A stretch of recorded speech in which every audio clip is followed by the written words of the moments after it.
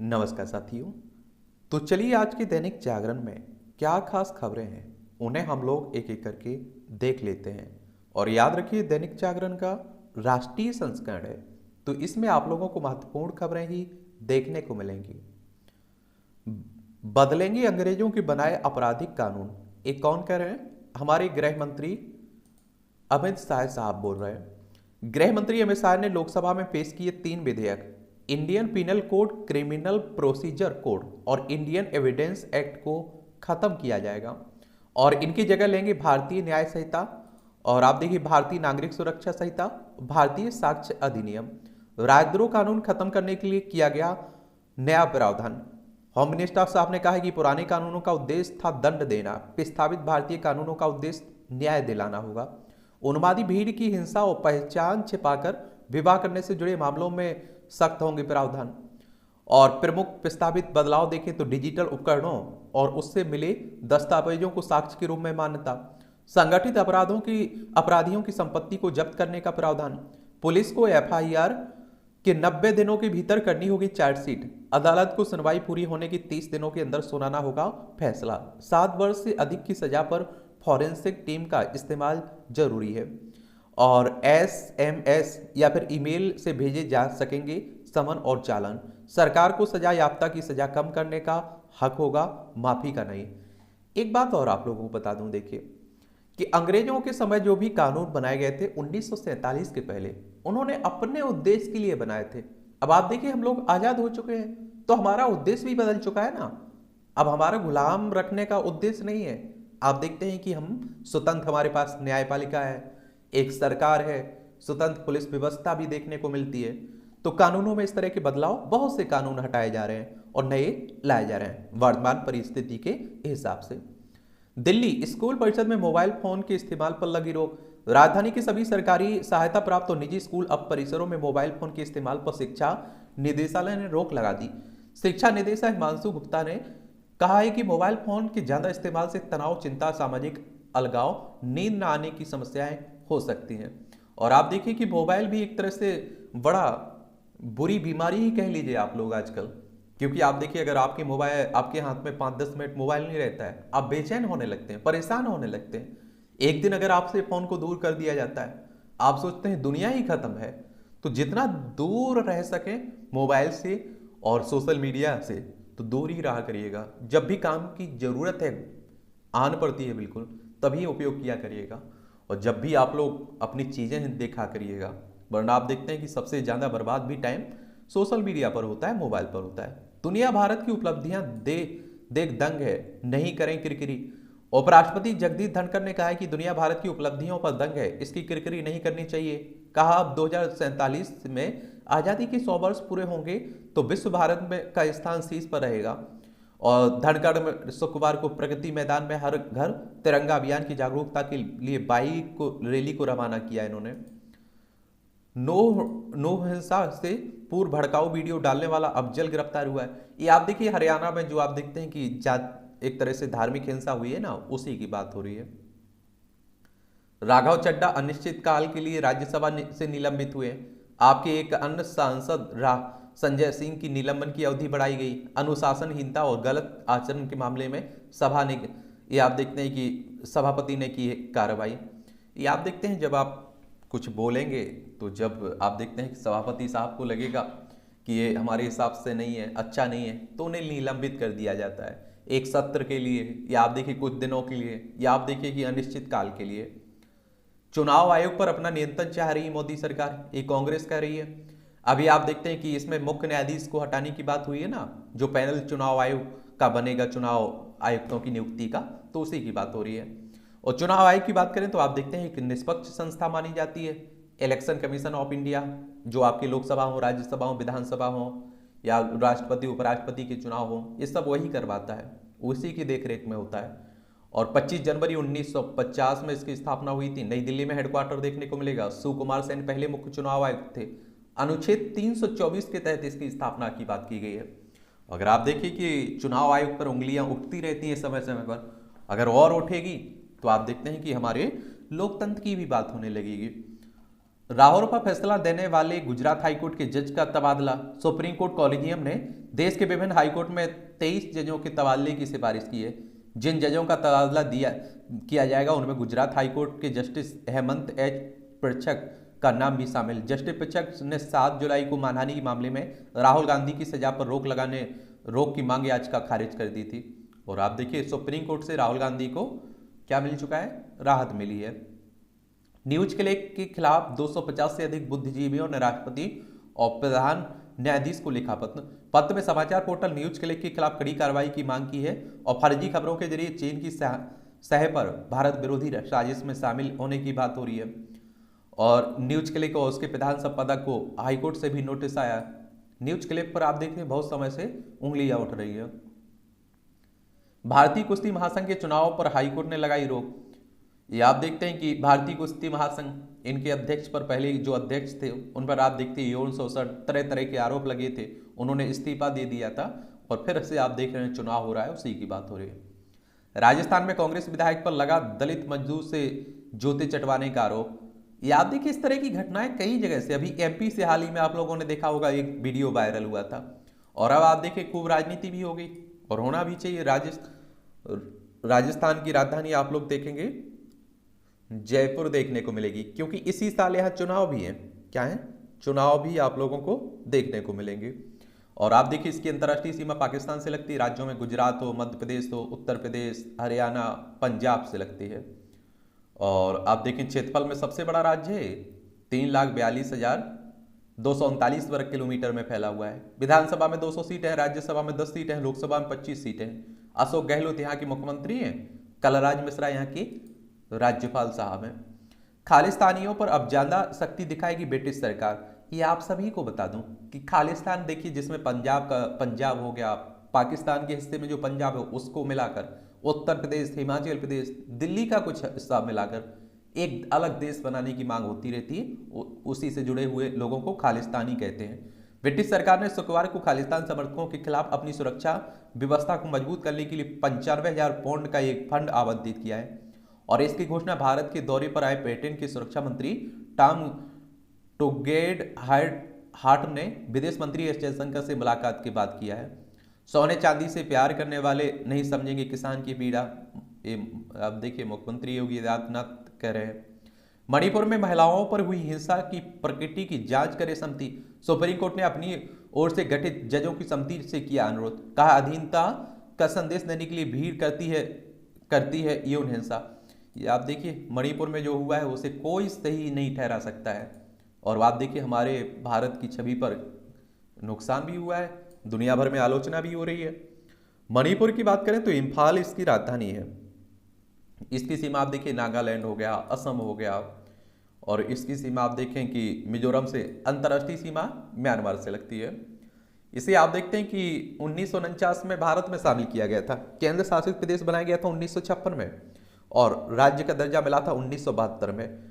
और आप देखेंगे कि अनुसुईया उइके यहाँ की राज्यपाल हैं, एन बीरेन सिंह यहाँ के मुख्यमंत्री हैं। विधानसभा में 60 सीटें हैं, राज्यसभा में 1 सीट है, लोकसभा में 2 सीटें आप लोगों को देखने को मिल जाएंगी। यहाँ श्री कृष्ण जन्मभूमि ट्रस्ट ने पहली बार ईदगाह की भूमिका पर किया दावा और अदालत में बात दायर कर 1968 में हुए समझौते को निरस्त करने की मांग की है। ट्रस्ट ने कहा है भूमि के स्वामी हम हैं और सेवा संघ ने कैसे किया समझौता।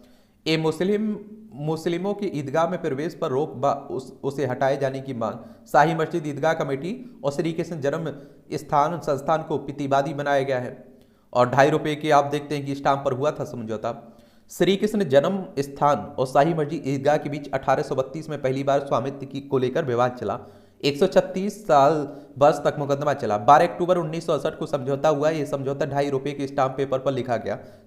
10 प्रमुख बिंदुओं पर समझौता हुआ। उस समय डीएम आर.के. गोयल और एसपी गिरीश बिहारी थे। दोनों अधिकारियों के सुझाव पर रजामंदी से यह समझौता हुआ। श्री कृष्ण जन्म स्थान सेवा संघ की ओर से समझौते पर हस्ताक्षर सह सचिव देवधर शर्मा और उनके जन सहयोगी फूलचंद गुप्त ने किए थे। और तब विश्व हिंदू परिषद तत्कालीन जिलाध्यक्ष डॉक्टर रमनदास पांड्या और मूल प्राचीन पुनरुद्धार समिति के मंत्री चंद भानु ने श्री कृष्ण जन्म स्थान सेवा संघ को पत्र लिख नाराजगी जताई थी। और ये आप लोगों को बता दूं 1951 में बड़ा ट्रस्ट, 1968 में सेवा संघ, श्री कृष्ण जन्मभूमि ट्रस्ट 1951 में बना था।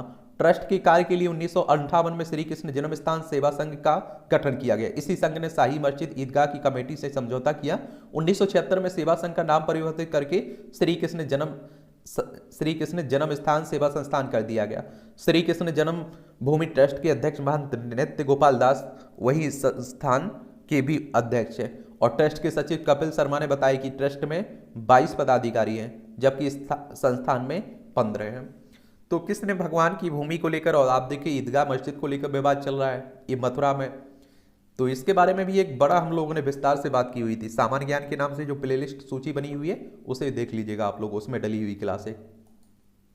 ये आप देखिए राष्ट्रीय राजधानी दिल्ली से जुड़ी खबरें हैं। मिड डे मील खाने के बाद निगम विद्यालय की 27 छात्राएं बीमार हुई हैं। और आप देखिए मिड डे मील की बात करें अगर योजना की, तो 1995 में आई थी ना, उसी की बात हो रही है। और आप लोग खुद जानते होंगे कि किस तरह की हालत रहती है मिड डे मील की। दाल अगर आप लोग देखें तो दाल के दर्शन ही नहीं होंगे, आप देखेंगे उसमें आपको क्या मिले, पानी ही पानी देखने को मिलता है।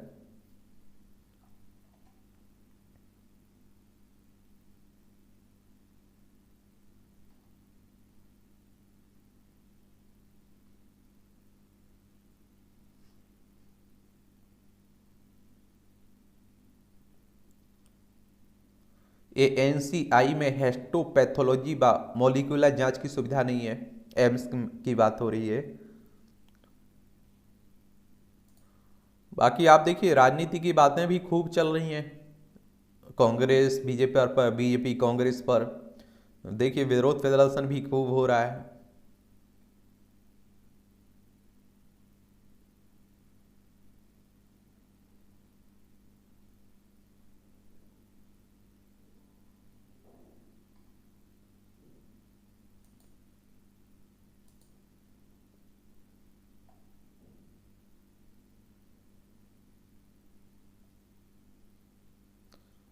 ये भी सब राजनीति की खबरें हैं। कहीं चुनाव हुआ करे तो उस राज्य के बारे में याद रखा करिएगा, और चुनाव आयोग के बारे में ज़्यादा आप परेशान मत हुआ करिएगा।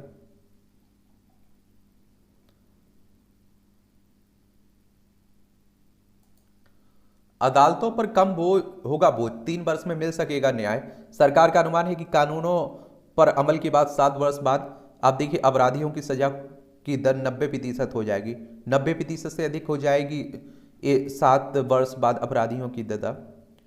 और आप देखते हैं कि अभी लंबी प्रक्रिया चलती है, हमारी न्याय व्यवस्था पर बड़ी उंगलियां भी उठती हैं।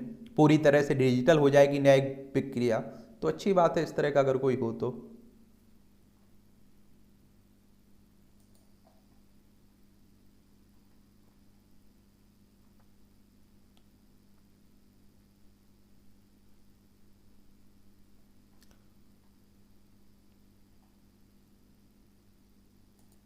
चाय बागान को हरा भरा कर चखा आत्मनिर्भरता का स्वाद। और उत्तराखंड के पिथौरागढ़ में विनोद कार्की का नवाचार, 10 गांव में जैविक चाय तैयार कर करा विदेश तक भेज रहे हैं। चलिए अच्छी पहल है।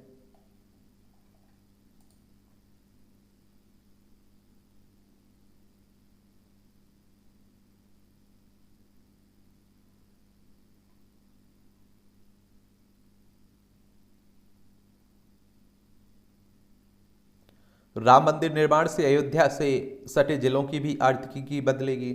और आप सभी जानते हैं कि जब आप देखते हैं कि कहीं इस तरह का तीर्थ स्थल बनता है, पर्यटन स्थल बनता है, तो आसपास आप देखिए बहुत सारे लोगों की हालत भी ठीक होती है, उन्हें भी रोजगार कमाई का जरिया बनने लगता है। असम में एक लोकसभा 19 विधानसभा सीटों के नाम संशोधित हुए हैं। चुनाव आयोग ने ये आप देखिए शुक्रवार को असम की विधानसभा क्षेत्र और संसदीय क्षेत्र के परिसीमन पर अंतिम रिपोर्ट लगा दी ना इसमें, ठीक है।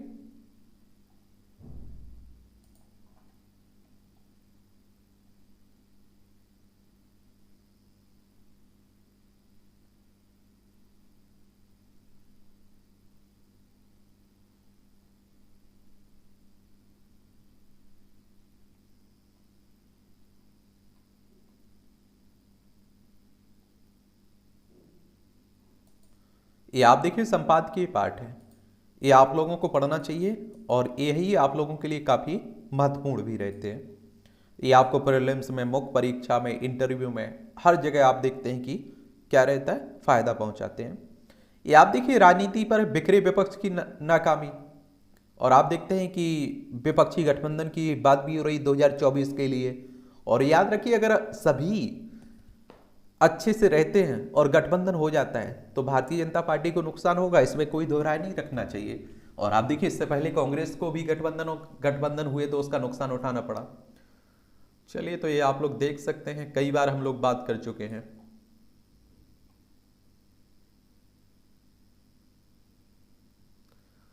आप लोग याद कर सकते हैं कि 1996 में अटल बिहारी वाजपेयी की 13 दिवसीय सरकार विश्वास मत पर हुई बहस।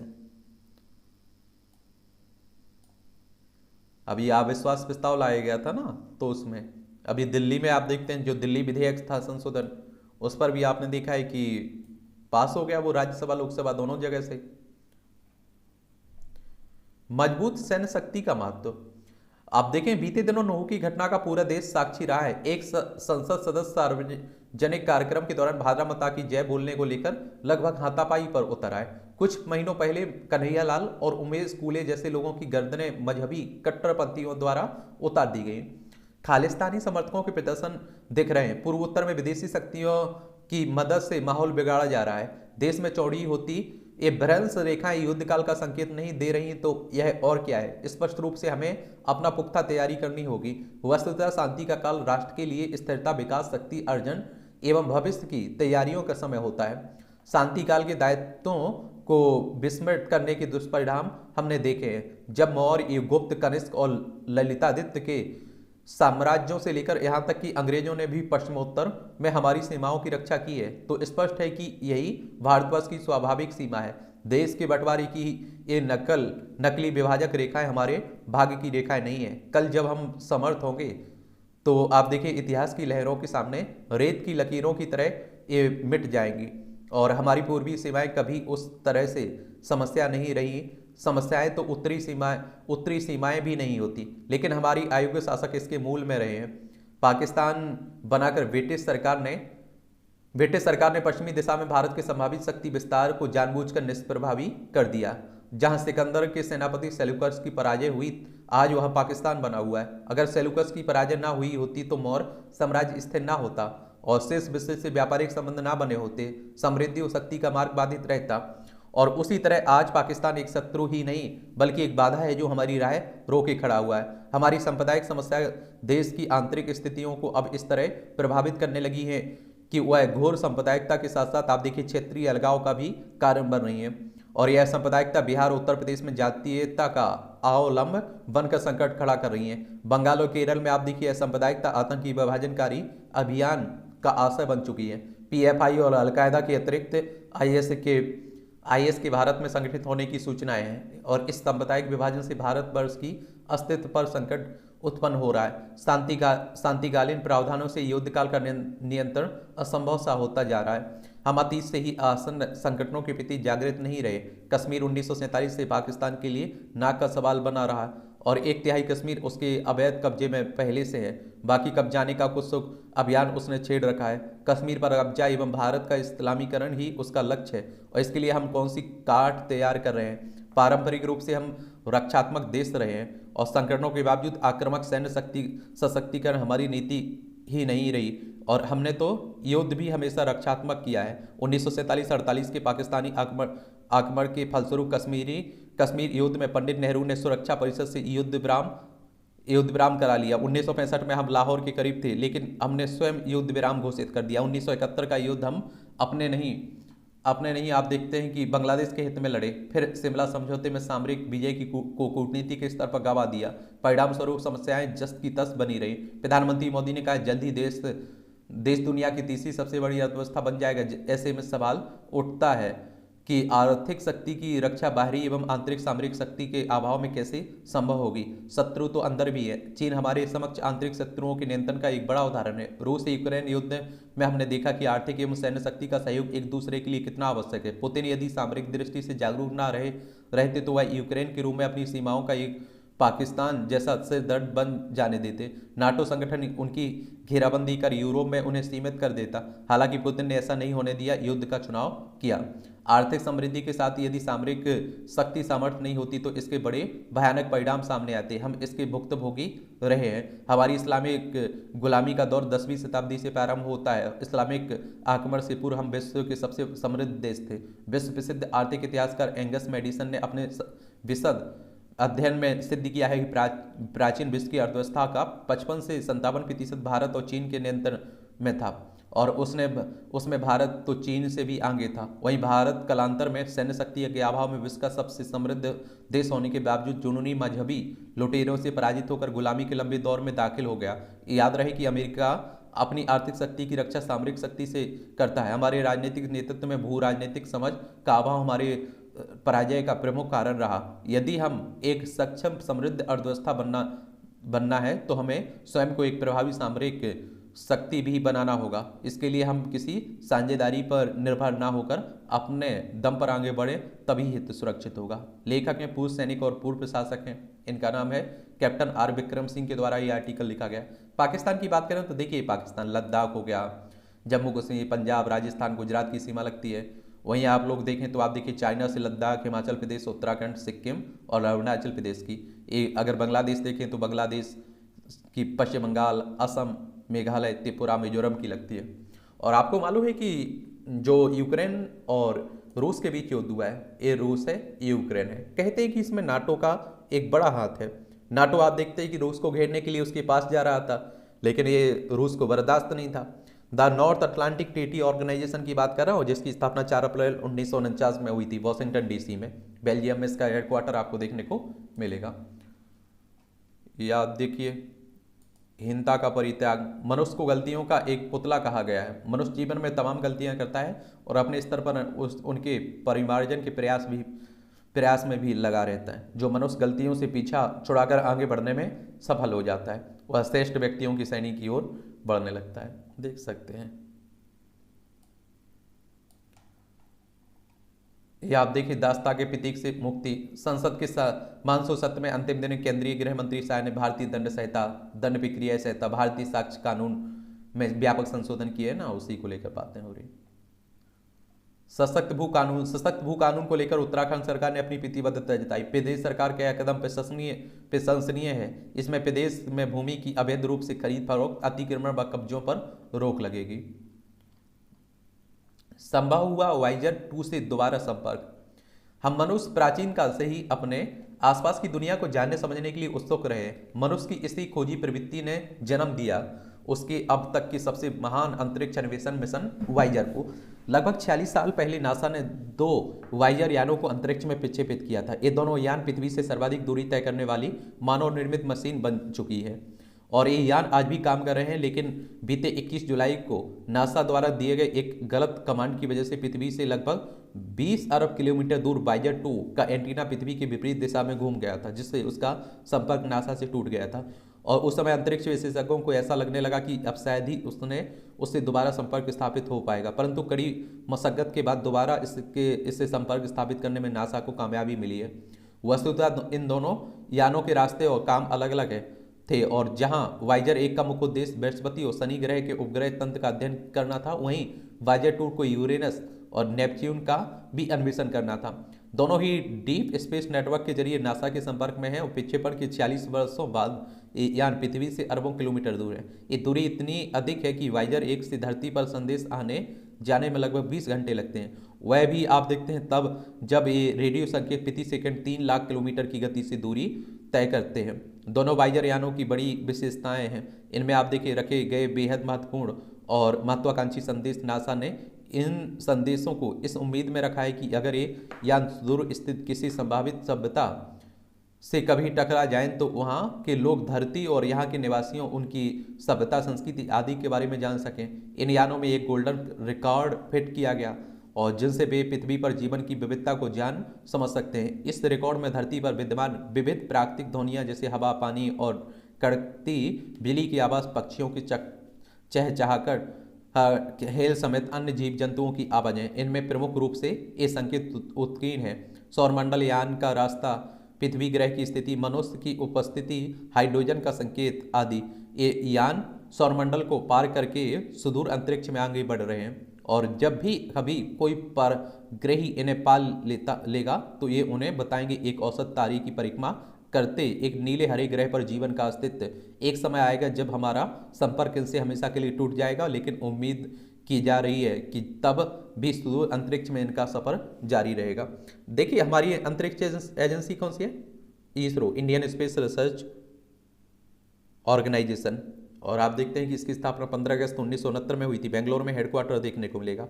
नासा अमेरिकी अंतरिक्ष एजेंसी है, और आप देखते हैं कि 29 जुलाई 1958 में इसकी स्थापना हुई थी।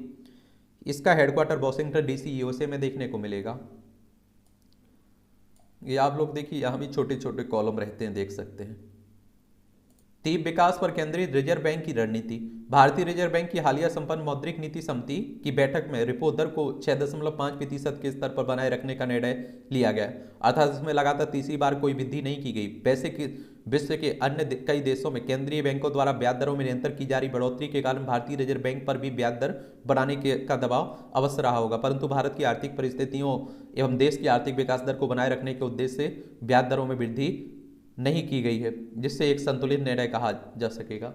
अच्छी बात है। आप देखेंगे एक और आप लोगों को बात बता दूं, इसमें क्या बात है वो ये बात है आपकी कि रेपो रेट के बारे में आज आप लोग बताइए, और आरबीआई के बारे में एक सामान्य जानकारी नीचे लिखिएगा आप लोग, ठीक है। कई बार हम लोग बता चुके हैं। खरी खई और मैं कभी बन गया, ये तंज कसा जाता है एक तरह से। जातीय गणना के बाद उपजेंगे नए समीकरण। ये आप देखिए जाति आधारित जनगणना की बात होती है कि मतलब जातियों की भी जनगणना होगी अब।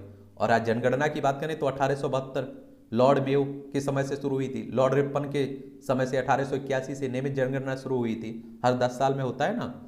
परिवर्तन और आशा के अग्रदूत अंतर्राष्ट्रीय युवा दिवस के अवसर पर हमें यह संकल्पना लेना चाहिए कि हमारी युवा हरित परिवर्तन और सकारात्मक बदलाव को धरातल पर उतारने में सक्षम हो सकेंगे। और आप देखें कि हमारी युवा पीढ़ी है अभी, और आप लोगों को ये भी जानते हैं कि युवा को अगर आप देखते हैं कि अच्छी शिक्षा स्वास्थ्य मिलता है तो देश के आगे बढ़ाने में योगदान देते हैं। बफर स्टॉक से बाजार में प्याज बेचेगी सरकार। बढ़ती कीमतों पर काबू पाने के लिए सरकार का फैसला। 3 लाख टन प्याज का बफर स्टॉक उपलब्ध है।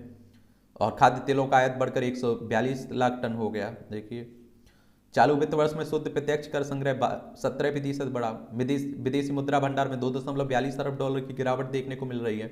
मार्च तक 1 लाख CSP बनाएगी SBI। ये आप देखिए ग्राहक सेवा पॉइंट की बात हो रही है। पिछले साल से 5% ज्यादा रही धान की बुआई। PLI में इस साल बटेंगे 13,000 करोड़। ये आप देखिए प्रोडक्शन लिंक्ड इनिशिएटिव स्कीम के तहत इस साल मार्च तक कंपनियों को सिर्फ 2900 करोड़ रुपए के इनिशिएटिव का भुगतान किया गया। सरकार बीते 3 वर्ष में 14 सेक्टरों के लिए कर चुकी है PLI स्कीम का ऐलान।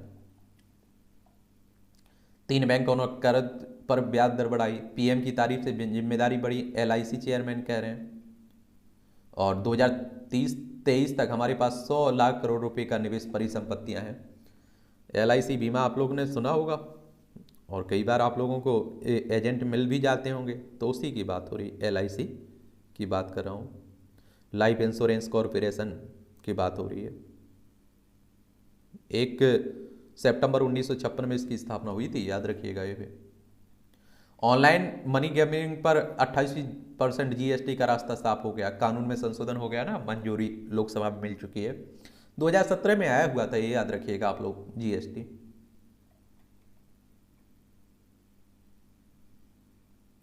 भारत जैसे देशों को स्थानीय मुद्रा में कर देने पर विचार हो रहा है, विश्व बैंक कह रहा है। विश्व बैंक की प्रबंध निदेशक ने कहा है कि इससे उधार लेने वाले देशों की लागत कम ही लाने में मदद मिलेगी। ये आप लोग विश्व बैंक के बारे में बता देता हूँ आप लोगों को, क्योंकि कई बार आप देखते हैं कि, और मैं आप लोग हमेशा कह रहा हूँ आप लोगों से, इस तरह के जो भी संगठन है उनके बारे में जरूर आप लोगों को एक सामान्य जानकारी याद रखना है। वर्ल्ड बैंक एक अंतर्राष्ट्रीय वित्तीय संस्थान है ना, उसी की बात कर रहा हूँ। जुलाई 1944 में इसकी स्थापना हुई थी। वॉशिंगटन DC USA में इसका हेडक्वार्टर आपको देखने को मिलेगा। ये भी आप लोगों को याद रखना चाहिए। और इसके बारे में ये आप लोगों, भारत भी इसका सदस्य है, ये आप लोग याद रखिएगा। इसके द्वारा आप देखते हैं कि ईज ऑफ डूइंग बिजनेस आती थी ना, जिसका प्रकाशन बंद हो चुका, वो भी यही जारी करती थी। मानव पूंजी सूचकांक और वर्ल्ड डेवलपमेंट रिपोर्ट इसी के द्वारा जारी की जाती है, जरूर आप लोग याद रखिएगा। ये आप देखिए अंतर्राष्ट्रीय खबरें हैं। पाकिस्तान की सुप्रीम कोर्ट ने अदालती निर्णय की समीक्षा का कानून किया रद्द। सार्वजनिक पद के लिए आयोग्य ठहराए गए नवाज शरीफ की उम्मीदों पर फिरा पानी। और 5 संसदीय सदस्यीय पीठ ने कानून का बताया असंवैधानिक व संसद की शक्ति से परे है। शहबाज ने माना पाक में बिना सेना के समर्थन के नहीं चल सकती सरकार। ये आप देखिए पाकिस्तान है, वहाँ कुछ भी हो सकता है। शहबाज विपक्ष को कार्यवाहक पीएम का नाम आज सौंपना होगा। ये भारत से दवाओं पर आयात करने के लिए बाध्य हुआ पाकिस्तान। जितनी जल्दी हो नाइजर छोड़ दें भारतीय नागरिक, भारत में बढ़ती हिंसा को देखते हुए कहा है। श्रीलंका पहुंचे चीनी नौसैनिक युद्धपोत ने बढ़ाई भारत की चिंता। हाई यांग 24 हाओ और 10 अगस्त को श्रीलंका के कोलंबो बंदरगाह पर पहुंचा। युद्धपोत पर 138 को मेंबर सवार हैं। कमांडर जिन सिंह कर रहे नेतृत्व इसका। ये देखिए श्रीलंका है, पाक जल नमरू मन्नार की खाड़ी आप लोगों को देखने को मिल जाएगा भारत श्रीलंका के बीच। अफगानिस्तान में आप देखिए 80% महिलाएं पत्रकार नौकरी छोड़ने पर मजबूर। आप देखते हैं रिपोर्टर्स विदाउट बॉर्डर्स की रिपोर्ट है। आप लोगों को बता दूं कि क्या है, तालिबानों का कब्जा हो चुका है और उन्हें जानते हो क्या हाल रहता है। रूस के हाइपरसोनिक मिसाइल हमले में 8 वर्षीय बच्चे की मौत हुई है। यूक्रेन में अब जो हो रहा है आप देखते हैं। पोलैंड में द्वितीय विश्व युद्ध का जिंदा बम मिलने पर हजारों लोग निकाले गए। देखिए 1939 से 45 तक चला था ना द्वितीय विश्व युद्ध, उसी की बात हो रही। पहली बार ऑस्ट्रेलिया में मालाबार युद्धाभ्यास हो रहा है। 1992 से हो रहा है संयुक्त मालाबार। और इसमें आप देखते हैं कि भारत, जापान, अमेरिका और हम भी शामिल हैं, भारत भी शामिल है।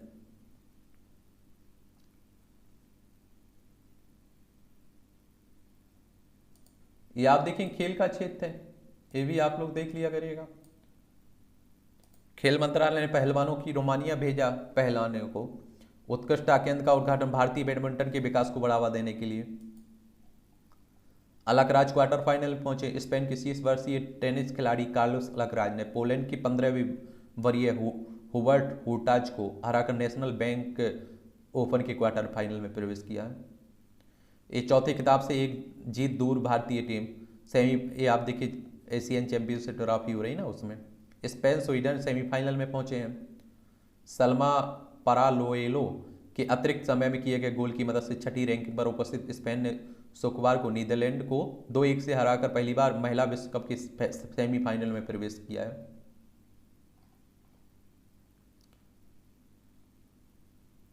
प्रज्ञानंद ने दूसरी वरीय नाकामुरा को हराया। युवा ग्रैंड मास्टर हैं प्रज्ञानंद।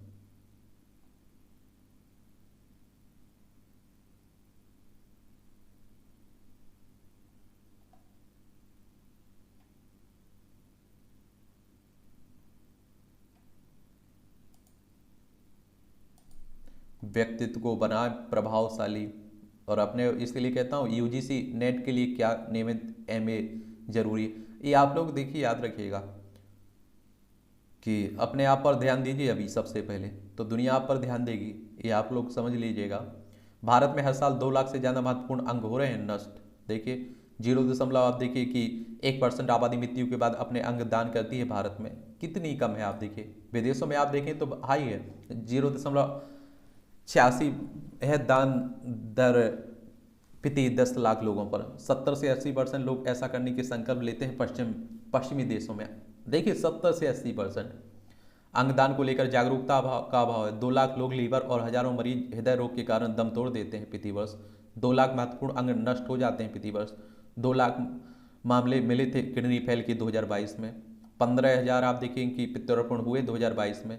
ये आप देखिए 11,423 रही इसमें किडनी प्रत्यारोपण की हिस्सेदारी। पितिदाता प्रत्यारोपण की औसत संख्या में 2.43 पितिदाता प्रत्यारोपण की औसत संख्या 2016 में और 3.05 हो गई है पितिदाता प्रत्यारोपण औसत संख्या 2022 में।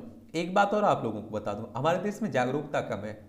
भगवान ना करे किसी की आप देखते फिर भी सड़क दुर्घटना में डेथ हो जाती है या किसी भी तरह से, तो उसके जो अंग हैं उसके काम के तो बचते नहीं, उसके परिवार के काम के नहीं बचते हैं, तो दान देकर किसी और को भी तो जिंदगी दी जा सकती है ना।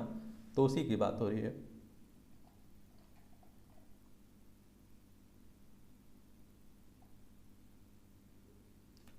पंचांग सभा तिथि निर्णय में प्राचीन व नवीन गणित की पद्धतियों को अपनाना उचित है।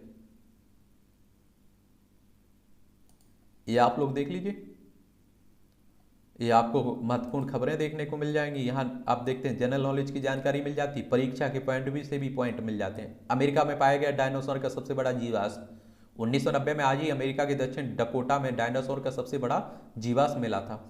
इसे आप देखिए जीवाश्म विज्ञानी सु हेंडी कसन ने खोजा था। जीवाश्म अवशेष डायनारोनारस रेक्स डायनासोर की एक प्रजाति के थे। माना जाता है कि जीवित रहने के दौरान उसकी लंबाई 42 फीट थी। मुगलों और ईस्ट इंडिया कंपनी के बीच हुई इलाहाबाद की संधि 1765 में। आप देखिए आज ही मुगल बादशाह शाह आलम द्वितीय और ब्रिटिश ईस्ट इंडिया कंपनी के बीच इलाहाबाद की संधि हुई और 1764 की बक्सर की लड़ाई में मुगलों की हार का परिणाम थी और संधि ने मुगल सम्राट को शक्तिहीन बना दिया और यहीं से भारत में ब्रिटिश शासन की नींव पड़ी।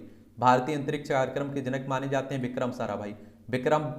विज्ञानी विक्रम साराभाई का जन्म 1919 में आज ही के दिन अहमदाबाद में हुआ था। इंग्लैंड से उच्च शिक्षा प्राप्त कर बेंगलोर में भारतीय विज्ञान संस्थान से जुड़े और कॉस्मिक किरणों पर शोध शुरू किया। 1947 में अहमदाबाद में भौतिक अनुसंधान प्रयोगशाला की स्थापना की।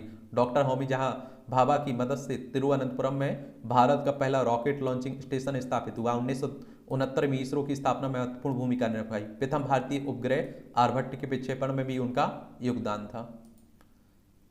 रूस ने 47 साल बाद चंद्रमा के लिए लॉन्च किया लूना 25। लूना 25 का लैंडिंग का समय और स्थान लगभग वही है जो भारत के चंद्रयान 3 का है। 53 साल पहले सोवियत संघ ने चंद्रमा के रहस्यों को जानने के लिए लूना प्रोग्राम की शुरुआत की थी और 16 अगस्त चंद्रमा की कक्षा में और 21 अगस्त को चंद्रमा पर लैंड करने की संभावना है। चंद्र यात्रा का रूस का लूना 25 रूस से शुक्रवार को सोयूज 2.1V रॉकेट से चंद्रमा के दक्षिणी ध्रुव का पता लगाने के लिए लूना 25 को सफलतापूर्वक लॉन्च किया गया है।